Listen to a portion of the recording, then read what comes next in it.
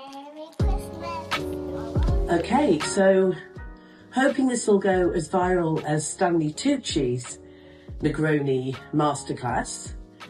For lesbians in particular, I want to show you how to mix the perfect Christmas Negroni. Now, I have my trusted assistant, the lovely Harriet, filming this. Ruby is behind me, so let's get started. Now, in terms of the glass, you can use either this martini glass or this regular rocks glass, and I prefer this one. I don't want to see any martini glasses, any of those champagne type old style 1950s glasses, a sturdy one, okay? Do not garnish it with anything other than orange. You can use whatever orange you like. I only have Satsumas in the house right now. Don't bother drying them and all of that caper, not worth it. And also don't use those dried ones that you get in a big plastic tub that you pay a fortune for on Amazon, because they're just for decoration and you can't actually taste the orange.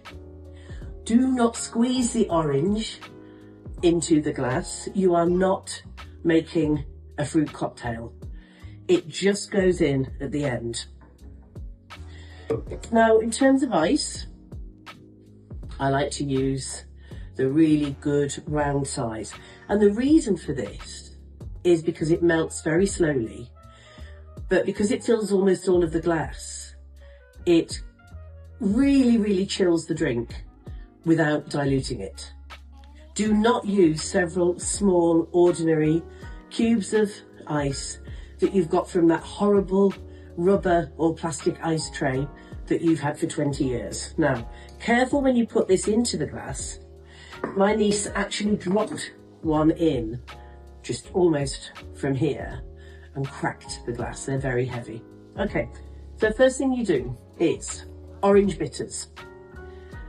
These just add a bit of je ne sais quoi. Not essential, but I would say very lovely. Just a few shakes. And then what you have to do is measure precisely, because the whole point behind this cocktail is that it's 1 part gin, 1 part red sweet vermouth, 1 part Campari. You do not make it top heavy with gin or any of the other 3 ingredients, okay? Now, I don't need to use a measure because at this stage I know exactly the amount I'm pouring. Don't put any more than what you would normally get as a single measure in here, because these are quite powerful cocktails, okay? Now, the gin that I'm using here isn't necessarily the best. I think the best for a Negroni is probably Beefeater, maybe Plymouth, a close second. But you know, this isn't bad. I don't really like blue gin bottles, but Bombay Sapphire is okay. Vermouth, any proper red sweet vermouth. Make sure it's Italian. Vermouth, of course, is Italian, but sometimes you get some really cheap imitations that just don't cut the mustard. Okay, and I always put this in second. There you go, that's a perfect measure, just to match the gin.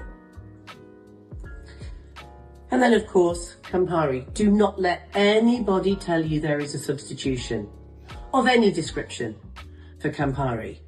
I know it's a brand name and it means bitters, but there is no alternative acceptable. Whatever you do, do not swap this for something like Aperol or, God forbid, limoncello, which I've heard is a quite common occurrence in the cocktail world at the moment. Okay, so Campari goes in last. What you do at this stage is you stir it. But what I've done is I've forgotten to put my stirrer on the table. So all I'm going to do is put this orange garnish, give it a little, just a little stir by jiggling it around.